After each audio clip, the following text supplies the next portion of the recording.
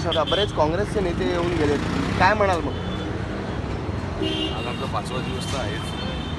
माझ्यासोबत माझा युवक काँग्रेसचा प्रवक्ता प्रशांत गन्नेरवाल, शाहिद खान, वसीम शेख आणि तसंच पुढच्या रोज काही नाही तर 50-55 आमचे युवक काँग्रेसचे पदाधिकारी कार्यकर्ते तसेच विविध संघटना राष्ट्रवादी काँग्रेस म्हणा, सेना म्हणा, याही संघटनांना आम्हाला सहकार्य जे सपोर्ट आम्हाला मिळून राहिले तेही लोक आमच्यासोबत साखळी उपोषणात आमच्यासोबत बसून राहिले. ज्या पद्धतीने आम्ही 4 जण आम्हाला उपोषणावर बसलेलो आहोत. आजही म्हणजे काँग्रेसचे सर्वच नेतेगण आपल्या इथे येऊन गेले. नेतेगण आल्यानंतर विविध पक्षाकडनं आम्हाला समर्थनही मिळालं. सर्वच पक्षाचे नगरसेवक येऊन राहिले. एक थोडंसं भारतीय जनता पार्टीचे नगरसेवक सोडले तर इतर पक्षाचे सर्वच नगरसेवक आम्हाला इथे भेट देऊन गेलेले. आणि आतापर्यंत या कुंभकर्णी निद्रेमध्ये झोपलेल्या या प्रशासनाला अजून काही जाग आली नाही. आज माझ्या सोबतीचे आहे त्यांचीही परिस्थिती जी आहे म्हणजे ती खालवलेली आहे. तर त्याच्यानंतर झोपलेल्या या प्रशासनाला पुन्हा जागा करण्याकरिता नाही आमरण उपोषण आमचं सुरूच राहणार आहे जेव्हापर्यंत SNDL, OCW आणि कनम सारख्या या ज्या खाजगी कंपन्या आहे, खाजगी कंपन्याला कंत्राट देऊन यांचं कंत्राट जेव्हापर्यंत आपण रद्द करत नाही, जेव्हापर्यंत आपण हद्दपारीला करत नाही. कारण की आज सकाळी पण जवळजवळ आज 5वा दिवस आहे तर 5व्या दिवसापर्यंत मागील 4 दिवसामध्ये जवळजवळ 6,500 तक्रारी सामान्य नागरिकांच्या आमच्याकडे इथे आल्या. आणि तक्रारी म्हणजे अशा आहे की बा आज प्रभाग क्रमांक 18 या प्रभागामध्ये समजून चला की मोठी कामगारांचं मतदान इथे गडकरी साहेबांचं मतदान जे संघ मुख्यालय आहे त्या आरक्षणचं जे सरसंघाचालक आहे परमपूज्य हेडगेवारजी यांचं जन्मस्थान होतं. तर अशा प्रभागातनं जवळजवळ 3-3,500 तक्रारी जर लोकांच्या येऊन राहिल्या आणि पाणी जर लोकांना इथून जर नाही भेटून आलं, इथून जर लोकांना अर्धा तासही मुबलक पाणी जर इथे भेटून नाही राहिलं तर शहरभर आपण जे आश्वासन दिलं होतं OCWने की 7 दिवस 24 तास आम्ही पाणी देऊ, तर या आश्वासनाचं काय झालं? हे पूर्ण OCW कंपनी ही फोल्ड झालेली आहे, फसलेली आहे. आणि यांचं जे प्रोजेक्ट ज्यांनी बनवलं त्या प्रोजेक्ट मॅनेजरचं सर्वात अगोदर तर यांचं घर सील केलं पाहिजे. त्यांचे जेवढेही त्यांचे एजन्सी असेल काही असेल त्यांचं सर्व बँकेचे खाते त्यांचे सील केले पाहिजे. कारण की आज त्यांच्यामुळे लाखो लोकांना नागपूर शहरामध्ये 2012 पासून आतापर्यंत पाणी हे मिळालेलं आहे. जुन्या लाईनी या लोकांनी चेंज केलेलं नाही. जेव्हा की कंत्राट साईन करताना ॲग्रीमेंटवर असताना JNNURM अंतर्गत जो यांना पैसाही जो आला होता तर त्या अंतर्गत जुन्या लाईन चेंज करायची होती त्या लाईन यांनी चेंज केल्या.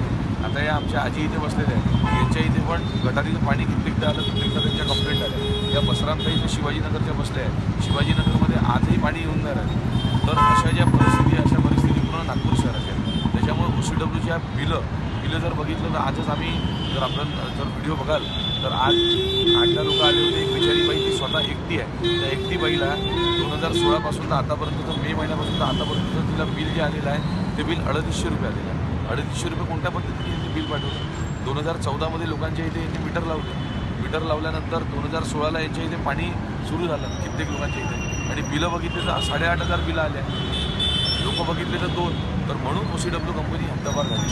आणि हद्दपार लवकरात लवकर या प्रशासनाने केली पाहिजे. राज्य शासन असो, महानगरपालिका असो, जेही संबंधित अधिकारी आहे, नेतेगण आहे, भारतीय जनता पार्टीचे नेतेगण आहे, या लोकांनी लवकरात लवकर त्यांच्यावर कारवाई केली पाहिजे, त्यांना हद्दपार केलं पाहिजे.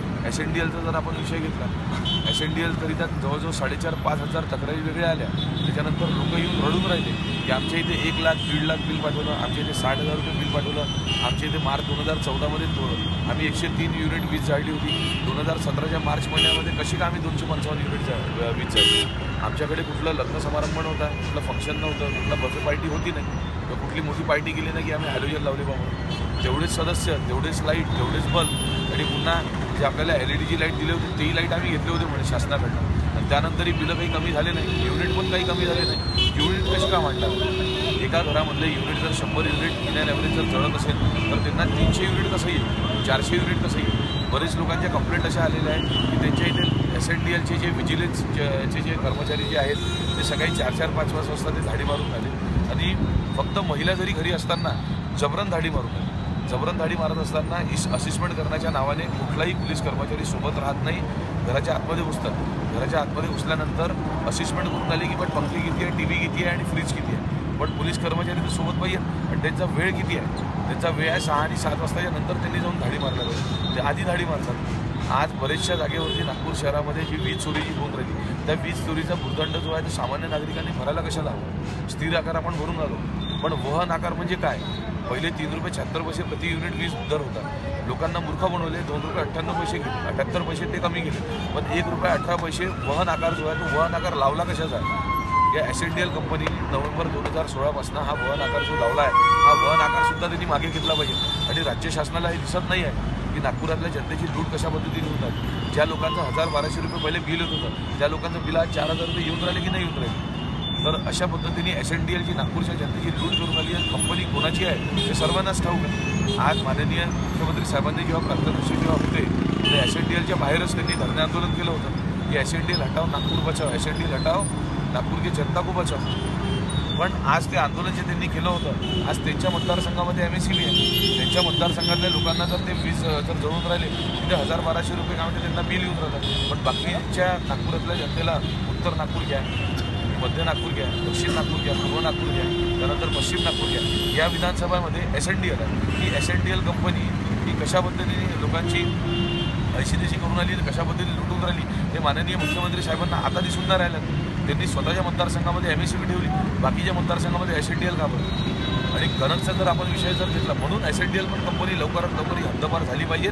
आज जे आहे, आज छत्रपती शिवाजी महाराजांच्या प्रतिमेसमोर डॉक्टर बाबासाहेब आंबेडकर यांच्या जयंतीच्या औचित्य साधून आज युवक काँग्रेसचे पदाधिकारी कार्यकर्ते सोबत नागपुरातले लोकही येऊन आमच्यासोबत येऊन आज साखळी उपोषण जे करून राहिले. आणि येणाऱ्या भविष्यामध्ये आज महात्माजी गांधी यांच्या अहिंसेच्या मार्गाने तर आम्ही चालूनच राहिलो, पण युवक काँग्रेसचा माझा पदाधिकारी कार्यकर्ता हा शहीद आझम भगतसिंग यांनाही मानतो. त्याच्यामुळे या प्रशासनाला लवकरात लवकर जाग आली पाहिजे. यांनी SNDL, OCW आणि कनक यांना हद्दपार केलं पाहिजे. कनक कंपनीला महानगरपालिका का बरं 3.5 कोटी देऊन राहील? आपल्या इथे एवढ्या वर्षापासून 4500 जर ऐवजदार आहे, त्या ऐवजदार राहिल्यानंतर त्या ऐवजींचे कार्ड आपण खाऊन देऊन राहिलो का बरं? त्या लोकांचं आपण शोषण करून आलो. कनकसारखी कंपनी आणून आपण कॉमन मिनिमम वेजेस त्यांना आपण देत होतो का? किमान वेतन आयोग त्यांना देत होतो का? हा सर्व पैसा हा अग्रवाल आणि त्या कमलेश शर्माच्या घशात गेला नाही का? हे महानगरपालिकेला दिसून नाही राहिलं. 3.5 ते 4 कोटी आपण देऊन कोण राहिलो? आपण भांडेवाडीमध्ये यांच्या घंटा गाड्या ज्या ट्रकच्या माध्यमातून जर भांडेवाडीमध्ये कचरा डम्पिंगमध्ये जर तिथे कचरा जर फेकून राहिले, अर्धा कचरा आणि अर्धी माती राहते. कित्येकदा युवक काँग्रेसने तिथे धाडी मारल्या, पालकमंत्र्यांना घेराव केला, कमिशनरना घेराव केला की आपण जाऊन तिथे बघा यांचा कंत्राट रद्द करा म्हणून. पण यांचा कंत्राट का बरं रद्द नाही केला? आज जे बिचारे विविध समाजातले लोकांना ज्यांना पहिलं प्राधान्य आज साफसफाईचं ज्यांना मिळायला पाहिजे होतं, त्यात लोकांना साफसफाईचं प्राधान्य देऊन राहिली का? आज भारतीय जनता पार्टीच्या माध्यमाने या महानगरपालिकेने त्यांचं ते सुद्धा हक्क जो आहे तो हक्क त्या समाजाचा त्यांनी हिरावून घेतला आहे. तो हक्क त्यांना परत मिळाला पाहिजे. कनकसारखी कंपनी हद्दपार झाली पाहिजे. जेव्हा ही कंपनी हद्दपार होईल तेव्हाच जाऊन त्यांना त्यांचं मानाचं प्राधान्य, त्यांना मानाचा जॉब त्यांना मिळेल आणि ते लोकही सुखसमृद्ध राहू शकतात. म्हणून कंपनी कनक कंपनी हद्दपार झाली. बंडीची काँग्रेसचे बरेच नेते भेट घेऊन गेले आहेत, पण भाजपचा काय या बाबतीत आतापर्यंतचा रूप आहे असं मला आता फक्तचं रूप म्हणजे आपल्याला माहीत असेल किंवा आपल्याच माध्यमातून त्यांच्या मॅनिफेस्टोमध्ये 2007 त्यांनी सांगितलं होतं की आपण हे नागपूर शहर जे आहे टँकरमुक्त करू. त्याच्या अगोदर काँग्रेसची सरकार होती. टँकरमुक्त झालं, जवळजवळ 10 पटीने टँकर आता वाढून गेलेले. टँकरमुक्त तर झालंच नाही. 2012 पासून तर आतापर्यंत या महानगरपालिकेने भारतीय जनता पार्टी जी या सत्तेवरती बसली आहे 2007 पासून एकाकीपणा त्यांचा हा सुरू आहे. हिटलरशाहीपणा त्यांचा चालू आहे. तानाशाही त्यांची नुसती तानाशाही त्यांची सुरू आहे. भारतीय जनता पार्टीच्या नेत्यांना, वरिष्ठ नेत्यांना, केंद्रीय मंत्र्यापासून तर मुख्यमंत्र्यापासून तर महापौरांपासून तर स्टँडिंग चेअरमॅन जेही लोक होते, या लोकांना काही घेणं देणं नाही आहे. जनसामान्यांच्या आज लोकांची मागणी काय आहे? आज लोकांचं म्हणणं असं आहे की बा त्यांचं पाण्याचं बिल बघा किती आहे. आज पाण्याचं कित्येक लोकांना पाण्याचं बिल बघून ते लोक धास्तीने ते लोक आज हार्ट अटॅकने मरण पावलेले आहे. आज इलेक्ट्रिकचं बिल ती धास्ती आणून लोकांना ती धास्ती येऊन आज जे 2 वेळचं अन्न जे जेवत होते आज 4 पोळ्या जेवायचे तर 2 वेळा जेवून राहिले. आज इलेक्ट्रिसिटी बिल आपल्याला जेवायला 100 रुपये लागून राहिले, पण इलेक्ट्रिसिटी बिल आपल्याला रोज 200 रुपये भरायला लागून राहिले. 3000 रुपयामध्ये आपण आलू कांदा आपलं भाजी पोळी आपण आपलं जेवण करून घेऊ शकतो. पण विजेचे दर आणि विजेचे जे बिलं येऊन राहिले, SNDLची लूटपाटची करून राहिली, ते जवळजवळ 4 ते 5 हजार रुपये त्यांना बिलं येऊन राहिले. त्याच्यामुळे भारतीय जनता पार्टीचे पूर्ण नेतेगण झुकलेले आहेत आणि या झुकलेल्या नेतेगणांना उठवण्याकरिता ज्या पद्धतीने पहिले आंदोलन करायचे, थोडे कोणचे आंदोलन करायचे लोकांच्या हक्काकरिता, पण लोकांच्या हक्काकरिता आंदोलन करायचे, पण आज त्यांची स्वतःची सत्ता राहिल्यानंतर आंदोलन नका करू. फक्त तुम्हाला एक साईन करायची आणि ती साईन केल्यानंतर लोकांच्या या मागण्या ज्या आहेत लोकांच्या मागण्या त्यांना पूर्ण करायच्या. ते सुद्धा हे करून नाही राहिले. हे तर लोक झोपलेलेच आहे. कमिशनर पण आपले झोपलेले आहे, मुख्यमंत्री झोपलेले आहे, पालकमंत्री झोपलेले आहे, इतर जेवढेही मंत्रिमंडळ आहे ते सुद्धा झोपलेले आहे. पण आज जो आपला मुख्य मुद्दा असा आहे की OCW, SNDL आणि गणक या भारतीय जनता पार्टीच्या नेत्यांनी लवकरात लवकर आणि कमिशनरांनी यांनी हद्दपार केलं नाही, राज्य शासनाने जर हद्दपार केलं नाही, आज आम्ही महात्माजींच्या मार्गावरती आम्ही आंदोलन करून आलो. रोष जास्त हा त्याला